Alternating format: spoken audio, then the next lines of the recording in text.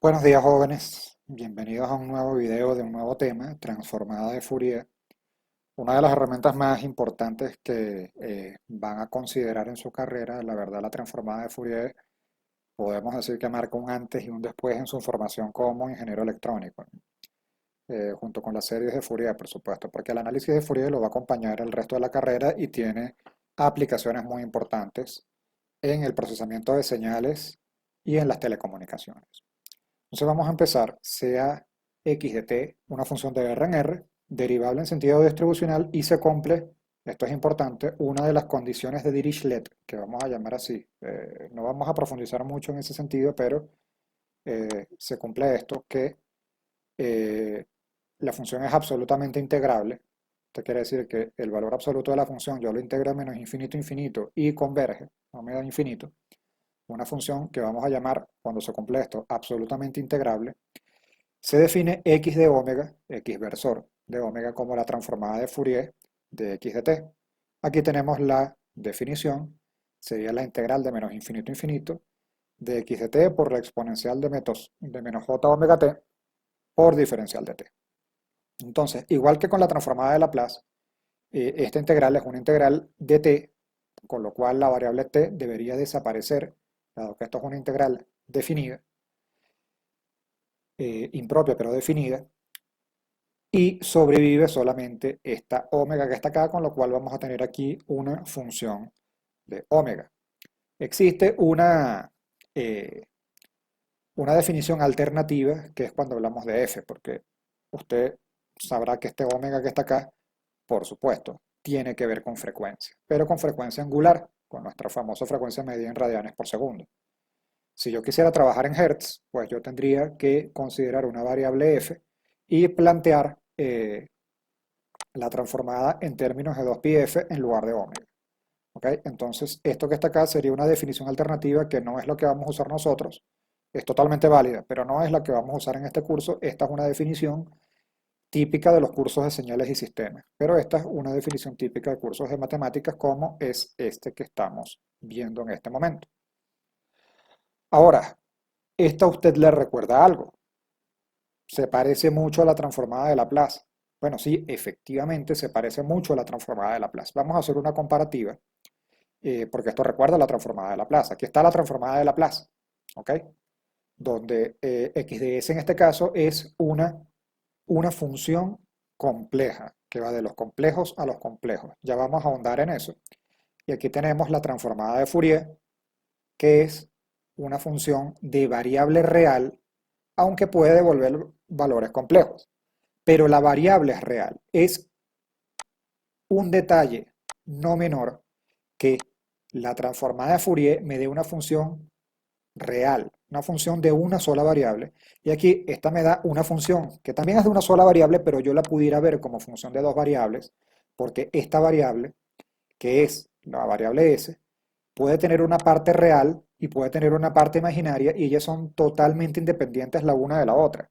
Están aquí en este plano, que es el plano complejo, que yo me lo puedo imaginar como si yo tuviera una función de x y y, como si yo tuviera un campo escalar, de los que ustedes han visto en cálculo multivariado. Y los valores que me devuelve son como una especie de techo encima de este plano que está acá, de este plano complejo. Los números complejos no están ordenados en una recta, sino en un plano. Entonces yo esto me lo puedo imaginar como una función de varias variables, aunque no lo sea. Es de una sola variable compleja que tiene esta característica. La transformada de Laplace es como si yo tuviera aquí esta S que está acá, donde yo digo, ok, la parte real es cero y me quedo solo con la parte imaginaria. Entonces, ¿qué pasa? Yo en vez de tener un plano, si yo digo, bueno, para la transformada de Fourier, fíjense que si yo hago esto, yo sustituyo aquí S igual sigma más J omega, pero hago esto, hago sigma igual a cero, entonces S me queda igual a J omega. Entonces fíjense, aquí está S y aquí está J omega. Entonces, ¿qué es lo que estoy haciendo? ¿Qué es lo que yo estoy haciendo para pasar de un ámbito de la transformada de Laplace a un ámbito de la transformada de Fourier? Me estoy quedando en este punto cero que está acá, cuando estoy haciendo esto que está acá, que lo marco acá porque es muy importante, y aquí la variable, lo que va a variar, la variable de mi función, pues va a vivir en esta recta que está acá. Entonces voy a tener algo que es de una sola dimensión.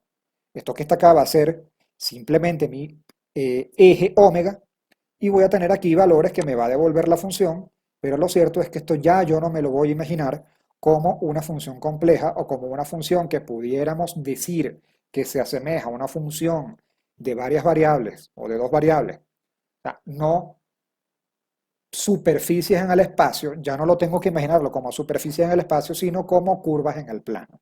¿Ok? Entonces, ¿qué ocurre? Ustedes van a ver más adelante, y eso lo van a ver de todas maneras también, lo han visto en eh, asignaturas anteriores, que una variable S, bueno, tiene parte real y parte imaginaria, pero la parte imaginaria está asociada, por ejemplo, a las oscilaciones, por ejemplo, de un circuito oscilador, que eso, los que han visto Analógica 3 conmigo, hemos visto eso en algún momento, donde eh, usted tiene polos y ceros, ¿ok? Usted tiene polos y ceros. Entonces los polos están aquí, entonces el sistema es estable y demás, y todo ese tipo de comentarios que hemos hecho. Y que si están los polos justamente acá, entonces estamos en un régimen oscilatorio permanente, entonces tenemos un circuito oscilador, por ejemplo. Eso tiene que ver con que este eje, que es el eje complejo, es el eje que tiene que ver con oscilaciones. Y cuando hay oscilaciones, tiene sentido hablar del concepto de frecuencia. Entonces, cuando yo hago esto que está acá, que hago cero la parte real y me quedo solo con la parte imaginaria, lo que estoy haciendo, mira, a mí lo que me va a interesar es la respuesta frecuencial de ese fenómeno que estoy modelando. Entonces aquí yo tengo una función que está en el dominio de la frecuencia. Esto que está acá va a tener frecuencia y aquí yo voy a tener unos valores que me da la transformada de Fourier que vamos a interpretar más adelante. Entonces básicamente esta es la relación entre la transformada de Laplace y la transformada de Fourier. La transformada de Laplace tiene que ver más con análisis de sistemas dinámicos, de rapidez del sistema, de respuestas no necesariamente oscilatorias que pueden tener combinación de muchas cosas, que tienen algún tipo de amortiguamiento. Recuérdense que la parte real de la variable S tiene que ver con el amortiguamiento que uno le pueda meter a la respuesta de un sistema, pero la transformada de Fourier no tiene nada que ver con amortiguamiento. Es cuando estamos en un régimen oscilatorio permanente. Y cuando tenemos oscilaciones permanentes, pues tenemos frecuencias definidas. Vamos a interpretar un poco físicamente esto. Series de Fourier. Ahí ustedes tienen allí la expresión general de una serie de Fourier, pero que yo les recomiendo que para ver este video usted haya visto el video que hemos recomendado del traductor de ingeniería, el eh, youtuber argentino que les recomendé.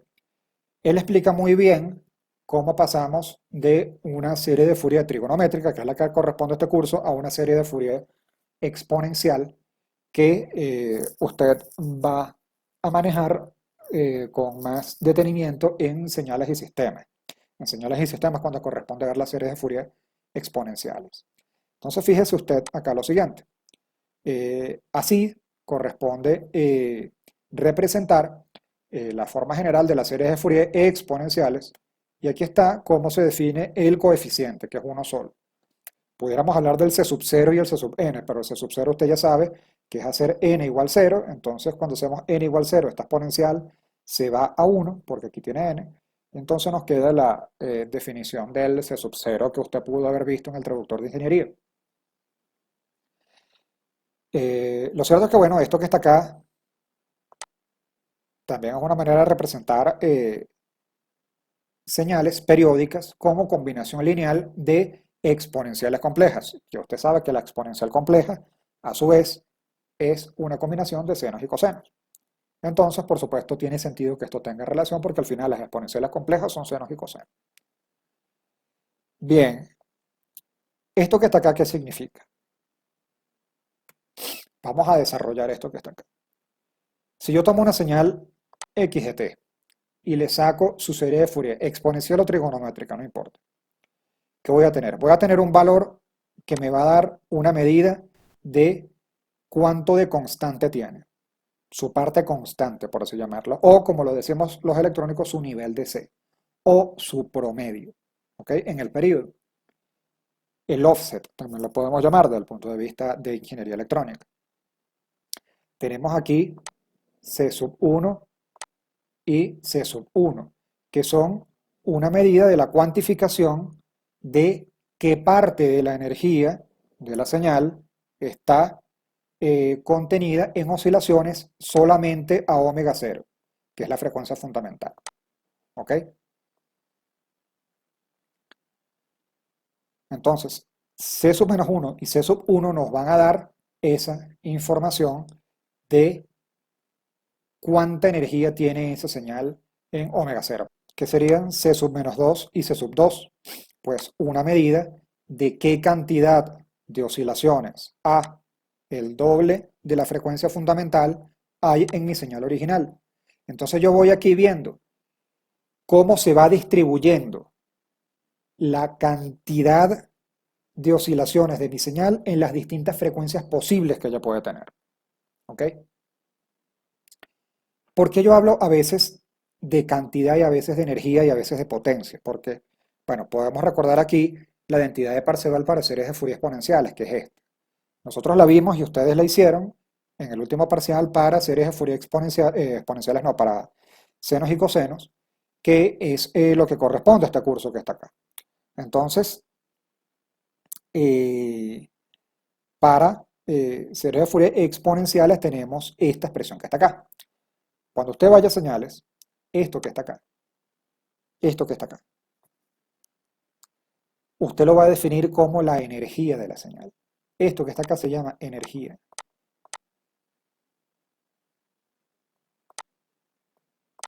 Es la definición matemática de la energía de una señal.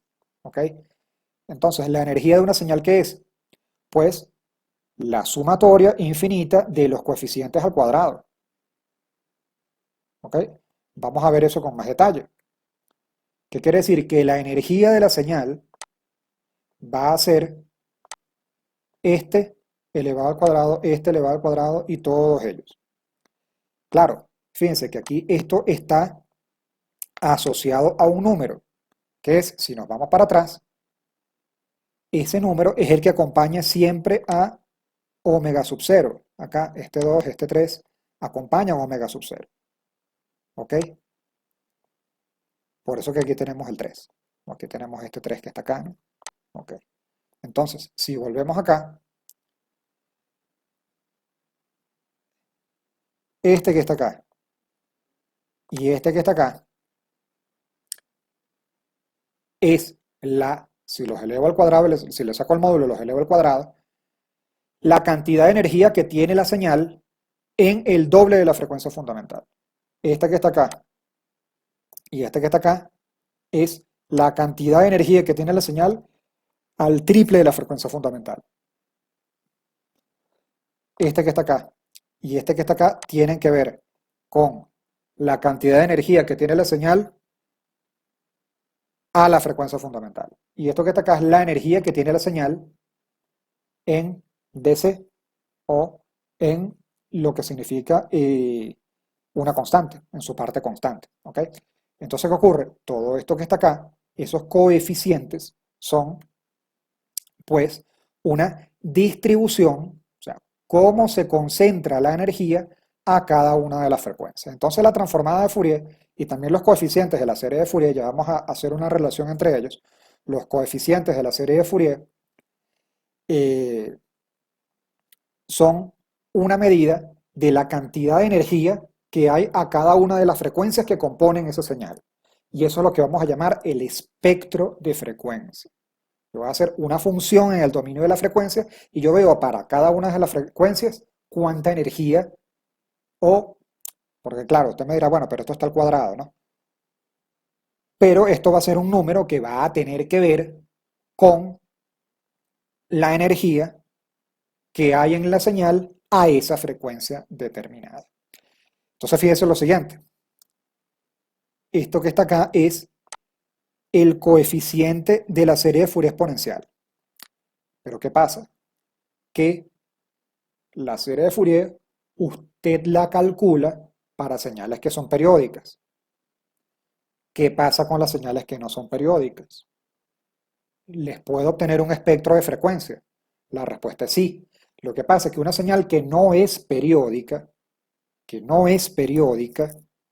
lo que vamos a hacer para asemejarla a una señal periódica es que vamos a decir que el periodo es infinito, que va a tener periodo infinito. Y si yo tengo una señal con periodo infinito, pues esta integral que está solamente en un periodo, pues va a estar en ese periodo infinito. Y esto que está acá, que es omega sub 0 por una cantidad de números enteros, esto que está acá, bueno, podemos decir que es una especie de variable, porque si n varía, todo esto va a ser una variable, lo que pasa es que va a pasos enteros. Eso yo lo voy a cambiar por una variable totalmente continua, como la que usted conoce. Aquí en la descripción de este video les voy a dejar otro video del traductor de ingeniería, donde le explica esto con mayor detenimiento. Lo que pasa es que el traductor de ingeniería usa otro tipo de notaciones y usa la definición alternativa de x de f, no x de omega, pero no importa, por eso se les está diciendo porque él lo explica muy bien allí y seguramente allá ese es un buen material que usted eh, puede usar para complementar esto y allí va a entender efectivamente cómo pasamos de los coeficientes de una serie de Fourier a una transformada de Fourier. Conclusión, señales periódicas, series de Fourier. Señales no periódicas, transformada de Fourier. Ahora, ¿qué tiene que ver una frecuencia con una señal que no es periódica? Si una señal que no es periódica, o yo le digo que el periodo es infinito, pero yo con donde veo frecuencias allí, si no hay nada que se repite. Bueno, allí la interpretación que se le da es cuántos cambios tiene una señal. Si una señal es muy cambiante, entonces va a tener energía distribuida a frecuencias más altas. Si una señal es muy quieta, entonces va a tener su energía distribuida en frecuencias más bajas. Y eso lo vamos a ver. Vamos a hacer nuestro primer ejemplo de transformada de Fourier en este momento. Una de nuestras funciones favoritas, la delta de Dirac. Vamos a hallar la transformada de Fourier de una delta de Dirac. Aquí está nuestra definición, esta es la que vamos a usar. Y posteriormente pues sustituimos. Sustituimos aquí, en vez de x, pues coloco delta. Y ya usted sabe que esto que está acá, como lo hemos visto a principios del semestre, usted lo puede expresar con notación del corchete. Esto puede ser un producto interno distribucional. ¿Y esto qué ocurre? Bueno, que yo tengo que evaluar el sitio donde está apostada la delta, que en este caso es 0, en este exponencial. Entonces me queda e a la j omega 0, que es 1. Con lo cual tenemos nuestra primera transformada de Fourier. La delta de Dirac es par transformado de 1 en el dominio de Fourier. Vamos ahora con la delta si no estuviera en 0, sino que estuviera en otra parte. Bueno, exactamente el mismo procedimiento. Lo que pasa es que ahora en vez de evaluar en 0, la exponencial, pues la evaluamos en a. Entonces, ¿qué ocurre? La transformada de Fourier de delta ubicada en a es e a la j omega a, es una exponencial compleja. Recuerden que esta es una función donde aquí la variable es omega, entonces tendríamos una exponencial compleja que sería el par transformado de la delta de Dirac en a. ¿Les recuerda la transformada de Laplace? Pues tiene que recordarla porque el procedimiento es similar, es muy parecido. Entonces, la manera de trabajar con esto también va a ser muy parecida. Lo que pasa es que las aplicaciones que le vamos a dar van a ser diferentes. Con la transformada de Laplace resolvíamos ecuaciones diferenciales. Con la transformada de Fourier, yo pudiera resolver algunas ecuaciones diferenciales ordinarias, ¿no? También se puede, ¿no? Pero no es la herramienta ideal para ello. Pero la transformada de Fourier sí nos va a servir para la resolución de ecuaciones diferenciales parciales que vamos a ver más adelante. Vamos a hacer otro ejemplo. Esta exponencial que está aquí multiplicada por UDT. ¿Ok? Fíjense lo siguiente, ¿por qué no hacemos la exponencial completa? La exponencial creciente o decreciente completa. ¿Cómo hallamos la transformada de la exponencial completa? Bueno, recuerden, y si quiere vaya a la definición al principio, cuando habíamos dicho de que para que eh, una señal tenga transformada de Fourier o para que la definición que hemos visto de transformada de Fourier eh, la podemos aplicar a una señal, esa señal tiene que ser absolutamente integrable. Y la exponencial completa no es absolutamente integrable. Esta exponencial multiplicada por u de t sí es absolutamente sumable, toda vez que es decreciente. Si fuera creciente no fuera absolutamente sumable. Entonces esta exponencial decreciente multiplicada por u de t sí es absolutamente sumable, con lo cual debería tener una transformada de Fourier. Entonces vamos a hacer este, eh, este ejercicio. Aquí tenemos la definición, entonces sustituimos x de t en la definición. Acá tenemos que esto que está aquí es nuestra señal y aquí la tenemos. Entonces, bueno, aquí empezamos a tomar decisiones. U de t, pues, multiplica por cero todo lo que esté del lado negativo, todo lo que esté de este lado. Pues con lo cual, como esto es una integral de t y todo de t menor que cero para menos infinito, pues vale cero, entonces aquí colocamos simplemente cero. Aquí desaparece u de t porque u de t de aquí para acá pues solo vale 1, entonces aquí tenemos esto que está acá. Tenemos aquí esta multiplicación de esta exponencial con la exponencial de la definición. Entonces estas dos exponenciales, pues yo puedo aquí sumar sus exponentes. Son multiplicación de potencia de igual base. Y en el exponente hice una factorización aquí, aquí tenemos este menos, que tenemos aquí porque ambos exponentes son negativos, entonces dentro del paréntesis le ponemos positivo, y también factorizamos la t. T es factor de todo lo que está acá. Entonces aquí esta es una integral que usted sabe resolver. ¿Okay?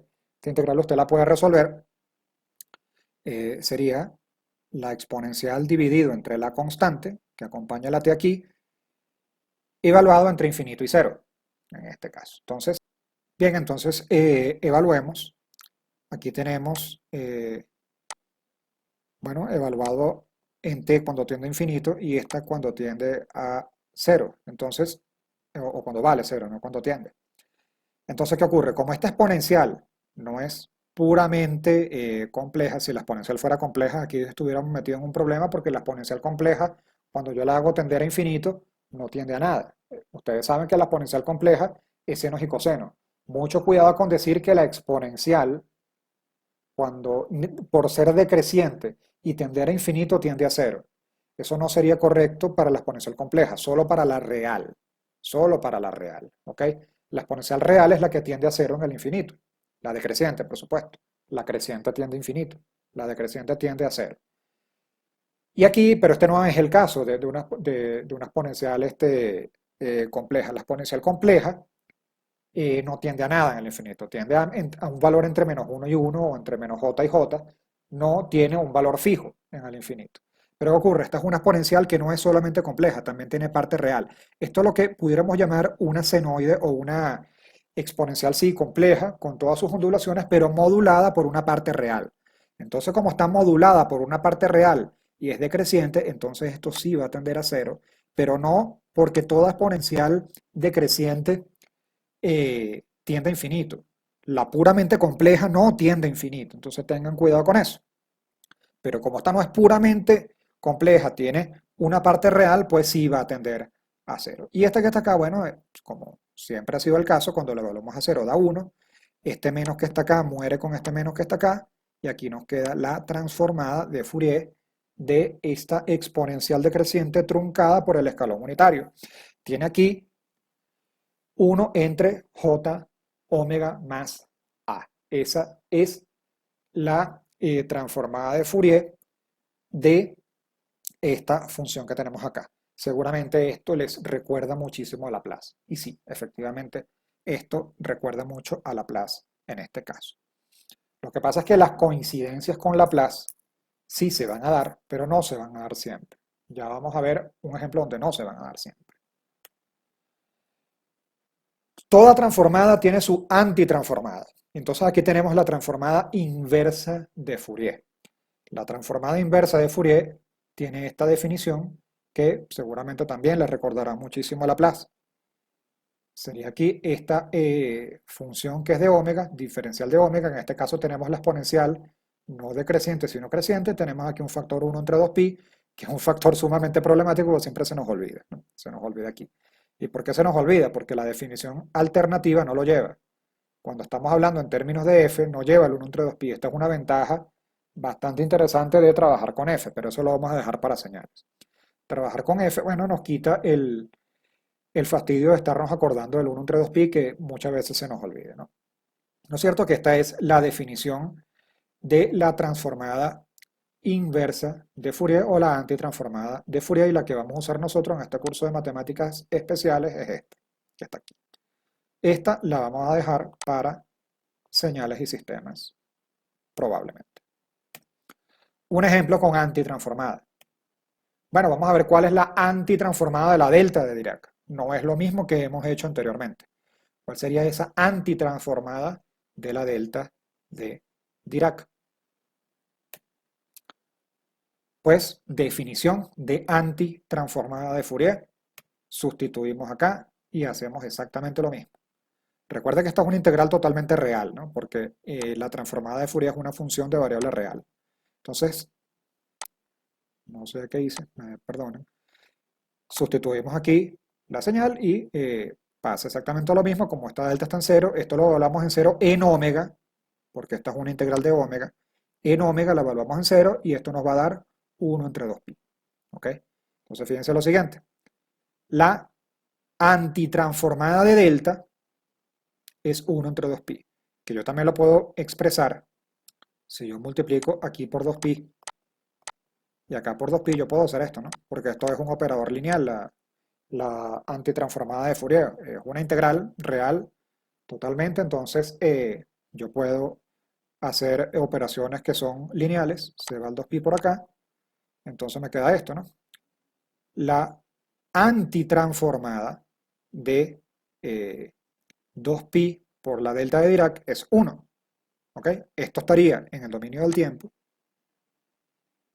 y esto estaría en el dominio de la frecuencia. ¿Ok? Ahora, bueno, ¿por qué yo hablo así? Bueno, estamos haciendo un ejemplo de antitransformada, que la antitransformada de delta es 1, pero yo también puedo decir pues que la transformada de 1 entre 2pi es delta, o que la transformada de 1 es 2pi por delta. ¿Ok? ¿Y qué es lo interesante de esto? Que si yo hubiese querido calcular la transformada de Fourier de un 1 que vive de menos infinito a infinito, a infinito, vive de menos infinito a infinito este 1 que está acá. Es una constante para todo t. Yo no hubiese podido hacerlo, porque esta función 1 de menos infinito a infinito, simplemente aquí tenemos, aquí vamos a dibujarla, este es nuestro eje t, y este sería nuestro eje x de t. Si yo hago 1 o cualquier constante, esto no es absolutamente sumable ni de casualidad. Esto no es, bueno, aquí no está quedando muy vistoso, pero se entiende, ¿no? Esto, estoy tratando de hacer la integral de menos infinito a infinito del módulo de x de t, en este caso es 1 para todo t, de t. Esto que está acá no converge, no me da un número fijo, me da infinito. Entonces yo hubiese tenido que decir en un primer lugar, yo no puedo hallar la transformada de Fourier de 1 porque no es absolutamente integrable. Pero ¿qué pasa? Esto es una de las ventajas de la antitransformada de Fourier. La antitransformada de Fourier, si existe, me regala una transformada de una función que probablemente no haya cumplido con aquella primera condición que vimos al principio de la lámina. Me voy a permitir volver para atrás. Me disculpen. Bueno, hemos llegado aquí con la magia de la edición. Entonces, esta condición, bueno, decidí volver para atrás porque estaba quedando muy feo ese dibujo que estaba haciendo. Esto que está acá no se cumple para una función que sea 1 de menos infinito a infinito. Esto no se cumple. ¿Qué quiere decir? ¿Que la transformada de Fourier de 1 no existe? No, porque esta es una condición suficiente, más no obligatoriamente necesaria. Que no se cumpla esta condición no quiere decir que la transformada de Fourier de la función no exista. Volvemos para acá con la magia de la edición. No quiere decir que la transformada de Fourier no exista porque la antitransformada de Fourier ya me resolvió ese problema. Entonces, yo no es que transformo 1 para que me dé delta, porque no puedo. Lo que hago es que antitransformo delta para que me dé 1 y eso es válido en este caso de transformada de Fourier. Entonces aquí tenemos que, gracias a la antitransformada de Fourier, tenemos que la transformada de 1 es una delta de Dirac. Ahora vamos a hacerlo con delta en A. Vamos a antitransformarla. Definición. Y colocamos acá, es exactamente el mismo procedimiento. Colocamos aquí nuestra delta. Esta delta está apostada en A, con lo cual evaluamos, por supuesto en omega, A acá. Aquí está la A. Entonces, esta es la solución. Aquí tenemos que la antitransformada de delta es 1 entre 2pi por una exponencial compleja, o que la transformada de la exponencial compleja es 2pi por delta de Dirac ubicada en A. Fíjense aquí lo siguiente, esto es una exponencial compleja, ¿no? A frecuencia A. Y aquí vamos a tener una delta de Dirac justo en A. Esa es su transformada de Fourier. Aquí, por supuesto, hemos hecho también el asunto del 2pi, ¿no? El asunto del 2pi lo hemos hecho acá, donde aquí lo cancelamos y leemos esto de aquí para allá, donde en vez de colocar antitransformada, pues colocamos transformada y aquí lo tenemos. Esto que está acá es fundamental acá. Y esto que está acá también es fundamental. Ya vamos a ver por qué. Fíjense, allí tenemos la relación que acabamos de encontrar. Suponga lo siguiente, que yo hago esto. Bueno, ¿qué implicaciones tiene esto? Que yo le puse aquí un signo acá, que yo puedo haber dicho que, bueno, que ese signo es porque esta A es menos A, ¿ok? Entonces yo hago J menos A de T, aplicando esto mismo que está acá, pues tenemos esto que está acá, que tenemos una delta en menos A y no en A. Ok. ¿Qué pasa si yo la sumo? Bueno, esto sigue siendo un operador lineal. Sumo estas dos cosas, de lado y lado de la flecha, sumo estas dos cosas y me da esto. ¿Qué pasa si yo divido entre 2 todo? Pues esto que está acá, ya ustedes saben qué da, y aquí yo tengo, pues, esto dividido entre 2. Y aquí tenemos, jóvenes, la transformada de Fourier del coseno. Un coseno a frecuencia A, que son un par de deltas. Una delta en A y una delta en menos A. Entonces, fíjense lo siguiente. Aquí sí no hay mucha similitud con la transformada de Laplace. Aquí, la verdad, ustedes recuerdan la transformada del coseno, claro.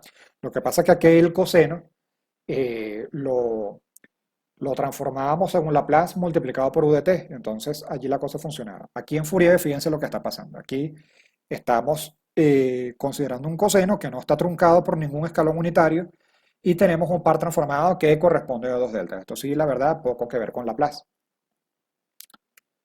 Con el seno vamos a hacer exactamente la misma cosa. La única diferencia es que aquí yo resto. Resto de un lado y resto del otro. Y aquí tenemos esta resta, divido entre 2j. Entonces, ¿qué ocurre? Yo aquí en vez de colocar la j dividiendo, la puse acá multiplicando. Entonces aquí cambio, ustedes recuerden que 1 entre j es menos j. Entonces aquí lo que hice fue cambiar este que estaba negativo pasa a estar positivo y este de la a sin el menos que estaba positivo pasa a estar negativo y entonces aquí tenemos la transformada del seno de AT, un seno a frecuencia A. Fíjense lo siguiente, un seno a frecuencia A tiene una transformada de Fourier que son unas deltas que están ubicadas en menos A y A. Todo este tipo de cosas las vamos a analizar más adelante. Vamos a suponer que yo quiero graficar estas dos cosas. Bueno, vamos primero con el coseno. Sencillo. Una delta en A, una delta en menos A. Básicamente es todo. Ahora vamos a dibujar el seno. Lo que pasa es que el seno tiene unas jotas por allí. Ah, y por supuesto, no está, pero bueno decirlo, los pesos de esta delta son pi. Unas deltas de peso pi cada uno. Lo mismo va a pasar acá, pero ¿qué ocurre? Que aquí, bueno, yo pudiera dibujarlo así. La que está en menos A para arriba y la que está en A para abajo, ok, pero ¿qué pasa con las jotas? ¿Cómo yo dibujo esto? Si tengo yo unas jotas, si esto que está acá es todo real, yo tengo unas jotas acá.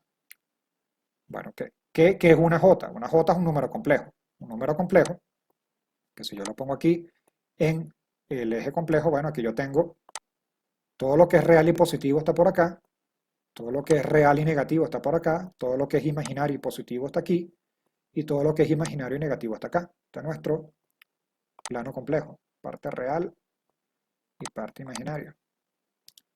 Entonces vamos aquí a lo siguiente, lo que es real está acá, lo que no tiene J por acá, pero cuando aparece una J, entonces lo que hace es darme ángulo, porque lo que es real vive en el eje real, entonces no tiene ángulo, tiene un ángulo o 180, que es un -1, o 0, pero a partir que toda vez que las Jotas empiezan a aparecer, pues empezamos a tener aquí alguna parte imaginaria y entonces esto empieza a tener ángulo. Pero claro, si es una J pura, entonces el ángulo es 90 grados, si estamos hablando de J, o menos 90 grados si estamos hablando de menos J, ¿no?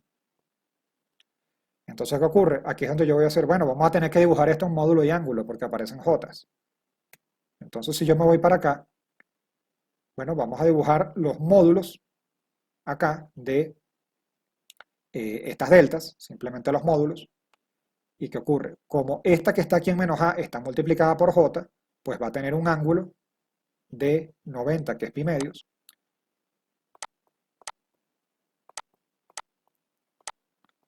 Y aquí vamos a tener menos pi medios. ¿Por qué?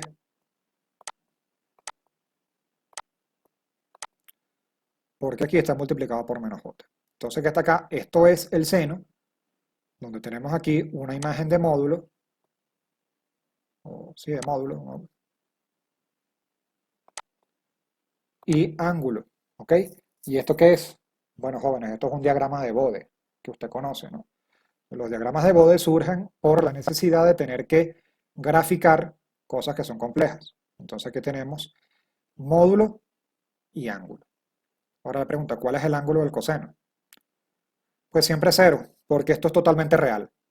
Es totalmente real y positivo, ¿no? Miren que hasta aquí ambos son reales y positivos. Entonces en el plano complejo que habíamos dibujado aquí, esto vive aquí, del lado real y positivo. Entonces el ángulo es cero. Aquí ustedes tienen aquí algo que tiene ángulo cero. ¿Okay? Si quieren ángulo 2 pino, que es lo mismo, ángulo cero. Y aquí están los diagramas de Bode o diagramas de módulo y ángulo del coseno y el seno. Entonces fíjense lo interesante aquí, que el seno y el coseno, desde el punto de vista de módulo, son indistinguibles. Son exactamente igual. La diferencia entre un seno y un coseno está en los ángulos. Usted grafica un seno y usted grafica un coseno y usted no sabe dónde está el cero, usted no sabe cuál es el seno y cuál es el coseno. Son indistinguibles en cuanto a módulo. Cuando yo les pongo el cero y usted puede ver cuáles son las fases de cada uno, es cuando usted puede saber cuál es el seno y cuál es el coseno. Otra cosa interesante es que tanto para seno como para coseno, los módulos son una función siempre par y los ángulos son una función impar. Eso es lo que se llama simetría heremitiana, que es un concepto que seguramente van a desarrollar con más eh, calma en señales y sistemas o en procesamiento discreto de señales. Bien, entonces allí tenemos unas transformadas de Fourier y aquí hemos hecho todos estos comentarios más que todo al margen de diagramas de Bode y de senos y cosenos vistos en módulo y en ángulo. Por supuesto, estos son espectros, ¿no? Porque estoy dibujando aquí el espectro del coseno y el espectro del seno. Eso también tiene, por supuesto, consideraciones interesantes. Fíjese, esto es un seno de frecuencia A. ¿Dónde se distribuye su energía? Pues absolutamente en A y en menos A, por simetría hermitiana. Y el coseno lo mismo. ¿Dónde se distribuye la energía del coseno? Pues en A y menos A. Toda su energía está concentrada en menos A y A, porque en A medios él no tiene nada de frecuencia A medios, nada, su frecuencia es A y más nada. En A medios pues hay cero energía. ¿Por qué? Porque él solamente oscila a frecuencia A. Vamos a ver algunas propiedades, sobre todo las más interesantes. No las vamos a ver todas porque esto es un procedimiento que ya hicimos con transformada de Laplace. Los procedimientos para demostrar las propiedades que ustedes van a ver en su tabla, la tabla se les va a hacer llegar en un momento próximo, después de que usted reciba este video, las tablas se les van a hacer llegar, las tablas de transformada de Fourier, de pares transformados más importantes y de propiedades. Las propiedades, ustedes van a ver que son muy equivalentes a la de la transformada de Laplace. Y el procedimiento para hallarlas es el mismo. Vamos a ver solamente una que es interesante, que es si tengo una función x de t cuya transformada de Fourier yo conozco, ¿cuál sería la transformada de la derivada de x de t? Entonces, bueno, vamos. Aquí tenemos la definición y sustituimos aquí en vez de x y aquí ponemos esta integral que tenemos que resolver. ¿Y cómo lo vamos a resolver? Pues con integración por partes. Vamos a llamar u a la exponencial, vamos a llamar diferencial de v a x'. ¿Por qué? Porque yo la quiero integrar para recuperar x y no tener x'. Yo la quiero integrar. Recuérdense que esto todo lo hicimos también con transformada de Laplace. Si quiere vuelva a esos apuntes que el procedimiento es totalmente análogo. Entonces, du, ¿quién es? Pues derivar u e integrar v. Entonces, allí tenemos lo que tenemos que sustituir. Aquí lo tenemos, vamos a indicar, aquí tenemos uv, evaluado entre menos infinito e infinito, tenemos aquí u es este, v es este. Entonces, aquí tendríamos que tener v de u. V está acá, v es x, y de u es todo esto, donde está el menos j omega que está acá, la exponencial y el diferencial. ¿Okay? Entonces, aquí lo más interesante está de este lado. Está de este lado. ¿Por qué? Porque aquí lo único que hemos hecho en este paso es este menos que está acá, hacerlo multiplicarse con el menos que está afuera y sacar el j omega de la integral, y usted que sabe, que usted aquí va a aparecer la definición de transformada de Fourier para x. ¿Okay? Pero aquí, ¿qué ocurre? Aquí ocurre que, bueno, esto tengo que evaluarlo de menos infinito a infinito, y esto es una exponencial compleja. ¿Okay? Entonces, por culpa de la exponencial compleja, como si pasaba con Laplace, que sí es una exponencial real, allí o sea, una exponencial que no tiene un j, es una exponencial que tiene parte real, la de la transformada de Laplace, porque S es una tiene también una parte real y por eso sí puedo decir que se va a cero. Aquí no puedo usar exponenciales complejas. Entonces, ¿qué pasa? Esta propiedad va a ser válida solo para funciones de soporte compacto. Si la función es de soporte compacto, yo sí puedo decir que esto es cero. Si es de soporte compacto. Si no, no. Entonces, para funciones de soporte compacto se va a cumplir esto que usted seguramente estaba esperando.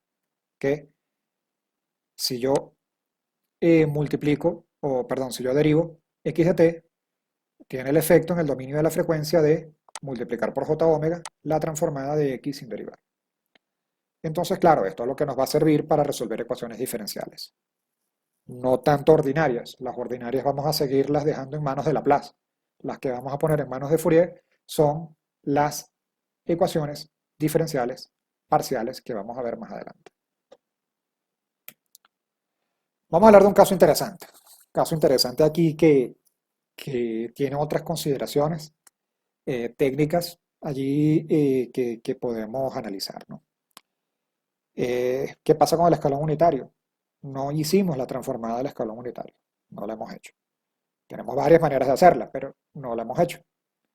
Entonces, vamos a hacerlo aquí. Pero ¿qué pasa?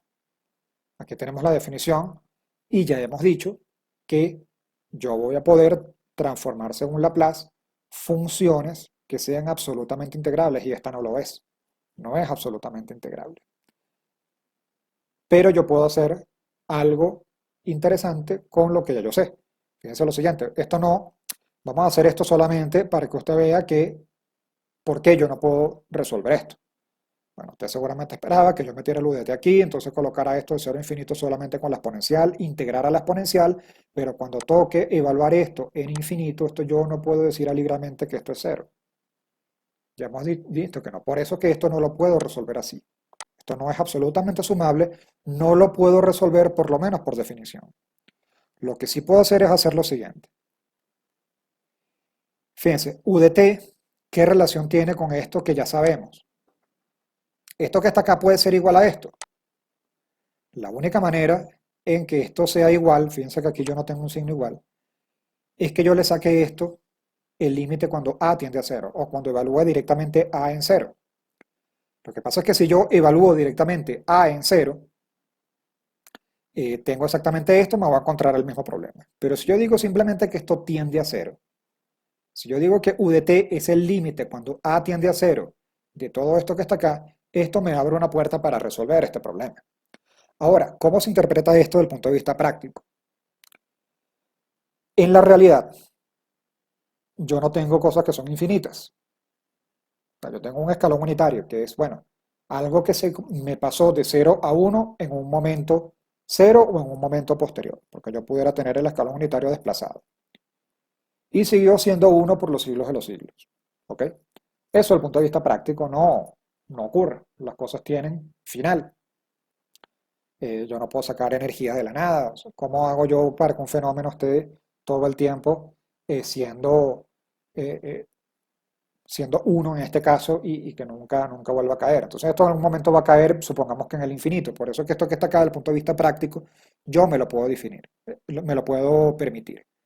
Y si yo hago esto, que yo digo que A tiende a 0 y no es 0, tiende a 0, ya se me acaba el problema de que esto no es absolutamente integrable. Entonces vamos a hacer esto, porque esto que está acá ya lo hicimos. La transformada de esto ya la sabemos. Entonces fíjense lo siguiente. La transformada no va a ser no UDT, sino esto que está acá. Aquí está. Esto que está acá. ¿Ok? Entonces, como tanto el límite como la integral son operadores lineales, yo los puedo intercambiar. Entonces me queda aquí el límite cuando A tiende a 0 de todo esto, que ya yo lo hice. Esta es la transformada de Fourier de esa exponencial truncada por el escalón unitario. Entonces, ¿qué tenemos acá? Acá tenemos, pues, esto que está acá, que es igual a esto. Aquí está. Vamos a limpiar un poco esto para que quede claro.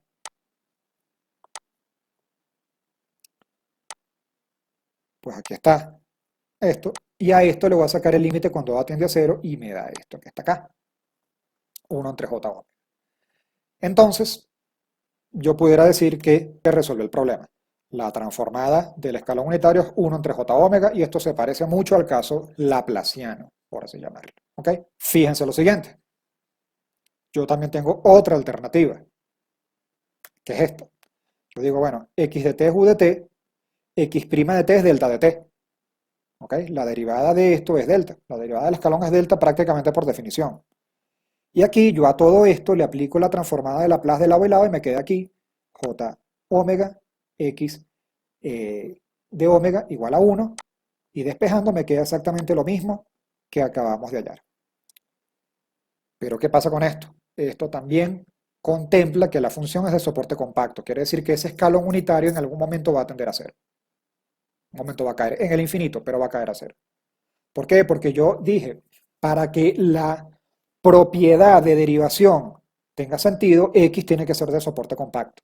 Entonces estoy diciendo de una manera lo mismo. Entonces por esto me coincide. El gran problema, y esto no lo vamos a hacer aquí, pero el gran problema de esto es que cuando yo tomo esto que está acá y le aplico la antitransformada, no me da UDT.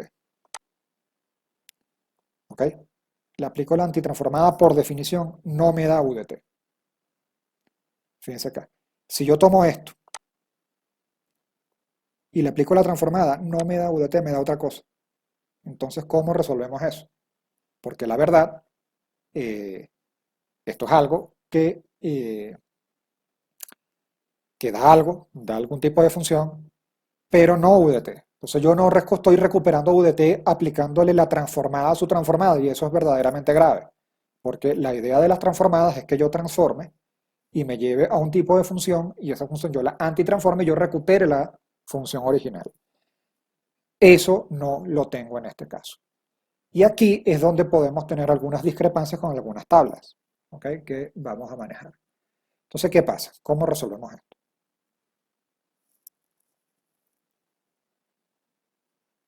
Les propongo resolver la transformada de Fourier de signo de t. Signo de t es una función pues, que vale -1 para los negativos y que vale 1 para los positivos. Una función que me da el signo de lo que yo le meta por acá.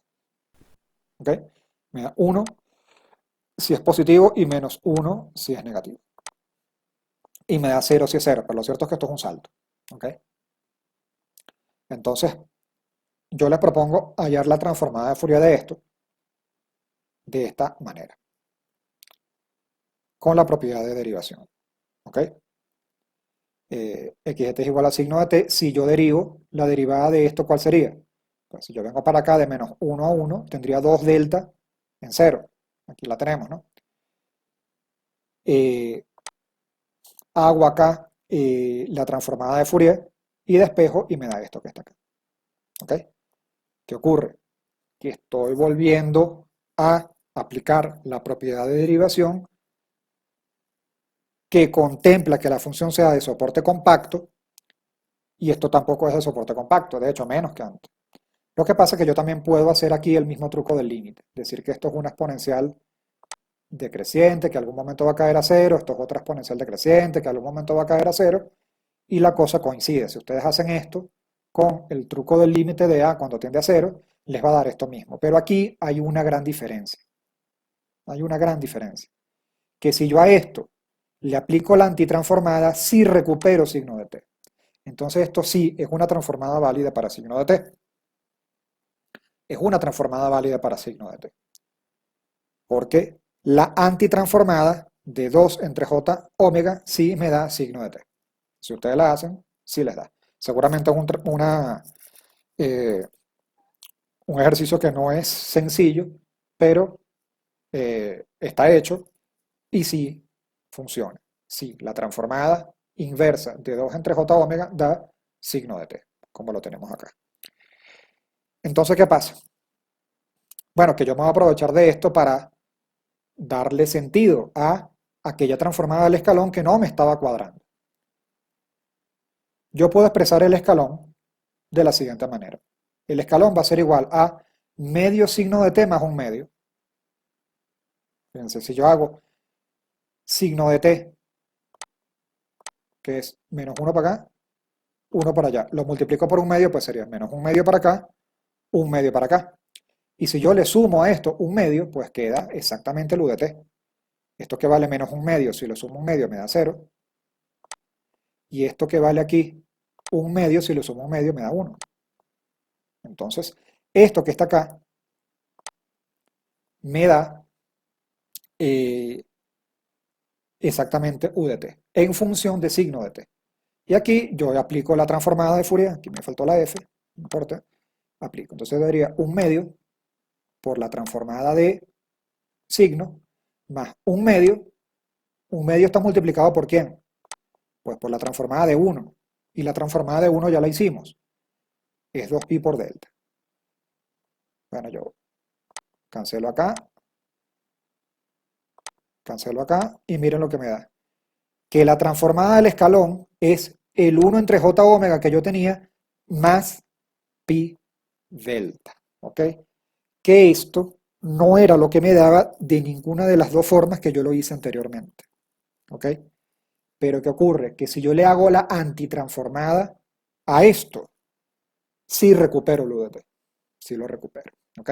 Entonces, UDT tiene dos transformadas. Bueno, tiene una transformada cuando yo considero que él de alguna manera cae a cero en el infinito, y tiene esta transformada cuando yo no considero eso. ¿Cómo se explica esto matemáticamente? Se explica que la gran culpable de que esta función no sea absolutamente sumable, o la gran culpable de que todo lo que yo haga me diverja acá, es que esto tiene un nivel de C que no es nulo. ¿Ok? Esto tiene un nivel de C. Si yo le hago un promedio a todo esto, me da algo que no es cero. Esto tiene algún tipo de nivel de C. Claro, es un nivel de C. Esto, de 0 para acá, 0 que vale de 0 para atrás y 1 que vale. Esto que está acá tiene un nivel de C, que es un medio en este caso. Si yo a esto le resto un medio, bueno, me va a quedar lo que borré aquí. Me va a quedar un medio de signo, ¿no? Si yo le resto su nivel de C, le resto su promedio, me queda esto, ¿ok? Me queda eso que está allí. Y esto funcionó perfecto. Funcionó perfecto por cualquier forma, cotransformada, antitransformado, aunque no se cumpla el asunto de la sumabilidad, de la integrabilidad absoluta, ¿ok? Si he dicho sumabilidad absoluta en algún momento en vez de integrabilidad absoluta, me estoy refiriendo a la misma cosa, ¿ok? Bien, pero ¿qué pasa? Signo no tiene nivel de C. Entonces, el gran culpable, el gran culpable de que la transformada de UDT expresado como 1 entre J omega no me funcione con el criterio de la antitransformada es su nivel de C. ¿Ok? Entonces, fíjense lo siguiente, supónganse que yo esto lo hago de manera genérica. Lo hago de manera genérica. ¿Ok? Supónganse que esto es un escalón unitario A, multiplicado por A. ¿Ok? ¿Cuál sería su nivel de C? Pues A medios. ¿Okay? Entonces, genéricamente, yo pudiera tener esto. A U de T tiene par transformado A por J omega y el nivel de C multiplicado por 2 pi delta. Que esto es lo que tenemos acá, lo que pasa es que aquí A vale 1. Aquí al A valer 1, entonces esto que está cada uno, y aquí el nivel de C es un medio, y un medio por 2pi, pues me da pi. Aquí tenemos un medio por 2pi. ¿Ok? Entonces aquí tenemos esto. Al final, cuando tenemos nivel de C, tenemos una delta acá, que es quien recoge la no convergencia. Fíjense que delta es una cosa que revienta infinito, entonces eso está muy asociado a las no convergencias. Digamos que la no convergencia, matemáticamente hablando, está expresada con esa delta que está allí. Y esto sí funciona con todos los criterios. Ahora, ¿qué pasa? Aquí podemos entrar en una discusión donde supóngase que yo tengo aquí mi escalón unitario. Y pasó mucho tiempo y en el infinito, pasó mucho tiempo y en el infinito se hizo cero. ¿Ok? Se hizo cero en el infinito. ¿Ok? ¿Qué ocurre? Que todo este tema de la transformada de Fourier empezó con el hecho de que hemos dicho de que nuestra señal o nuestra función va a tener un periodo infinito. ¿Ok? Entonces, ¿qué ocurre? Si yo saco el nivel de C, bueno, yo tengo algo que es infinito sobre infinito, eso está determinado y con el límite yo resuelvo y me va a dar algo que no tiene un nivel de C0. O sea, si yo saco el promedio en un periodo, ¿cómo saco yo los promedios? ¿Cómo yo saco el nivel de C? Ese nivel de C es el famoso sub-cero medio de la serie de Fourier, ¿no? El famoso sub-cero medio, ¿no? Que es el promedio de la función. Y el promedio de la función es 1 entre t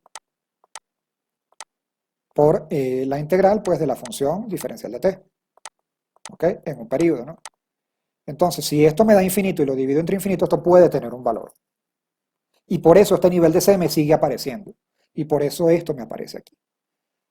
Ahora, ¿qué pasa? Si yo soy alguien que no quiere tener esto que está acá, yo digo, bueno, esto cae a cero en el infinito.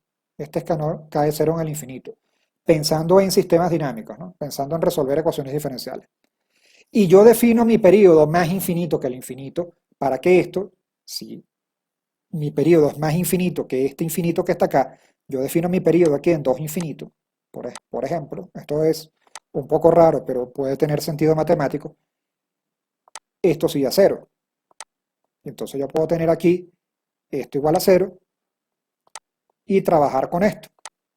Pero aquí yo tengo que saber que la antitransformada no me va a funcionar, entonces yo tengo simplemente que definir de manera prácticamente o cuasi axiomática que la antitransformada de 1 entre j omega es u, aunque la definición no, la definición que manejamos no me sirve. ¿Okay? Todo esto simplemente lo estoy diciendo porque van a haber tablas que les va a expresar que la transformada de u de t es simplemente 1 entre j omega y hay otras tablas que le va a decir que la transformada de U de t es 1 entre j omega más pi delta. ¿Ok?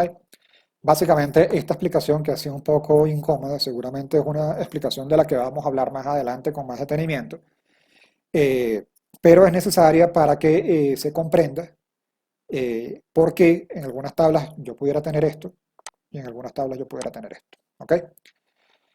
Bien, jóvenes, este video ha quedado un poco largo, pero lo cierto es que es un video que va a ser muy importante, porque insisto que esta es una herramienta, la transformada de Fourier, que lo va a acompañar en el resto de la carrera. Hay otras versiones de las transformadas de Fourier para señales discretas, hay transformadas de Fourier discretas, hay otras cosas que usted va a ver en otras asignaturas, pero lo cierto es que usted tiene que manejar muy bien esta transformada para comunicaciones y para procesamiento de señales, porque allí es donde usted va a hacer análisis espectral, que es eso, ver cómo se distribuye en el dominio de la frecuencia la energía de mis señales que quiero procesar o que quiero transmitir. Esto ha sido todo por este video, jóvenes. Por favor, atentos a los canales regulares para nuevos anuncios. Muchas gracias.